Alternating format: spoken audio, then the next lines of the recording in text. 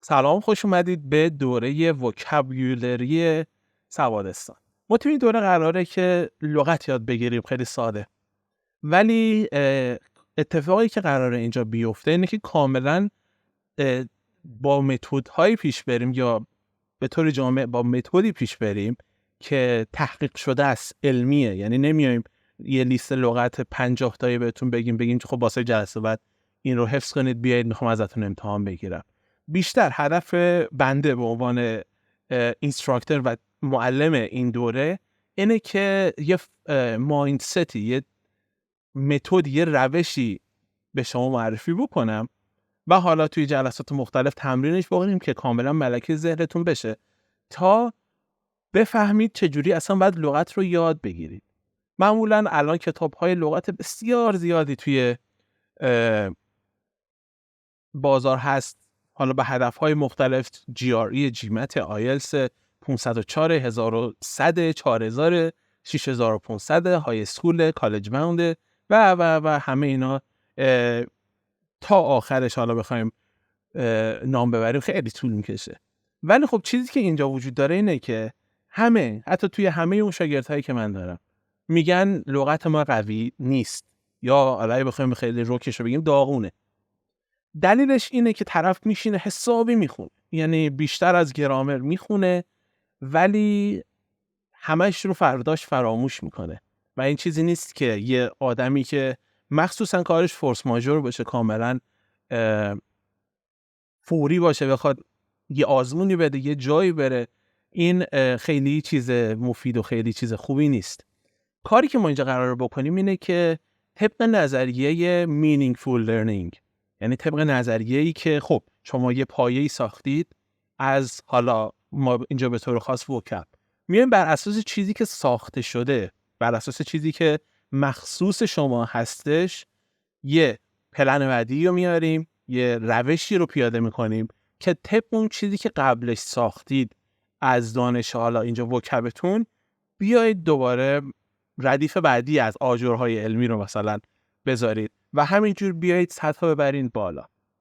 اینجوری خیلی راحت‌تر نتیجه میگیرید تا این که بخواید لغت حفظ بکنید. حالا این طبقه بندی که اینجا شده چند روش داره. ممکنه بعضی ها با کانتکست یاد بگیرن، حالا کانتکستشون ممکنه با استفاده از هوش مصنوعی باشه.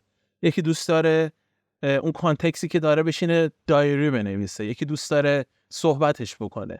ما اول این که شما ثبت نام میکنه توی این دوره، توی 24 ساعتی که حالا ثبت نام میکنه یه آزمون OPT از شما گرفته میشه و یه آزمون خاص لغت که همه اینا تحقیق شده است. من خودم اصلا هیچ چیزی به قول معروف در نمیارم چون کار کاملا علمیه. پس افرادی که متخصص هستن یه روش‌هایی رو تاکید کردن و تایید میکنن و ما اونا رو قرار پیاده سازی بکنیم. میاد یه آزمون تعیین سطحی که اون محقق‌ها و اون دانشمندهای این رشته هست ازتون میگیریم، طبق پلن و روش‌ها و حالا فلوچارتی که وجود داره، بر اساس سطح شما یه برنامه مطالعاتی حالا قطعاً میریزین من و همکارانی که توی این دوره قراره به همون کمک بکنن و طبق اون شما میرید جلو، فیدبک میگیرید و وارد گروهی میشید که اونجا شما میتونید با همکلاسیاتون، با دوستاتون که توی این کورس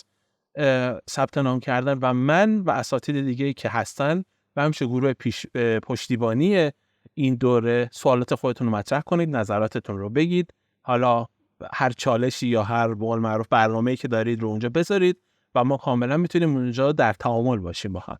بعد از اینکه دوره تموم میشه یه سرتیفیکیت و یه گواهینامه بهتون داده میشه که قابل استعلام هست با کد پیگیری و QR کدی که میاد از سامانه سوادستان و این نشون میده که شما واقعا این دوره رو گذروندید و میتونید بذارید توی رزومتون و ازش استفاده بکنید. ولی مهمترین قسمتش به نظر من این دوتا اتفاقی هستش که بعد از دوره میفته. شما میایید توی این کلاس ها، کورس رو برگزار میکنیم، حالا پیشرفتتون رو حس میکنید و اون متد رو یاد میگیرید. بعد از اینکه این دوره تموم شد شما وارد یک گروه خاصی میشید. توی این گروه مخصوص افرادی هست که اینجا ثبت نام کردن و دوره ها رو گذروندن، یه گروهی هست که دیگه هست، یعنی there's no end to it. اصلا پایان نداره. این گروه هستن هم هر روز به جمع ما اضافه میشن. یه جامعه خیلی بزرگی از افرادی که هدفشون فقط یادگیری مفید و اصولی لغت هست جمع میشید، به اضافه اساتیدی که وجود دارن، گروه‌های پشتیبانی سوادستان. اونجا میتونید تا حالا شما خودتون صلاح بدونید توی گروه در تعامل باشید، سوال بپرسید، حالا فیدبک بدید، فیدبک بگیرید و حالا هر اتفاقی که فکر میکنید به درد شما میخوره واسه این جرنی که وجود داره واسه یادگیری لغت. و معمولا ما بعد از اینکه کورسمون تموم میشه هر 2 ماه یا هر 1 ماه و نیم یه وبینار رایگان 3 ساعته به بالا داریم. حالا ما میگیم 3 ساعت ولی قطعا بیشتر میشه. توی این وبینار قراره که شما آنلاین بشید، حالا آپدیت های جدیدی که ممکنه به درد شما بخوره توی پروسه وکب یادگیری، وکب قوی کردنتون، ما به شما میگیم و شما اونجا هر سوالی که دارید میتونید این پرسن، همون شخصا در جا آنلاین از استاد یا اساتیدی که اونجا هستن بپرسید و مشکلتون رو حل بکنید. و اگر سوالی یا تغییری لازم داشته باشید توی برنامه‌تون اتفاق بیفته اونجا به ما میگید. من کاملا و مشتاقانه منتظرم که شما رو توی این کورس به زودی ببینم. موفق باشید.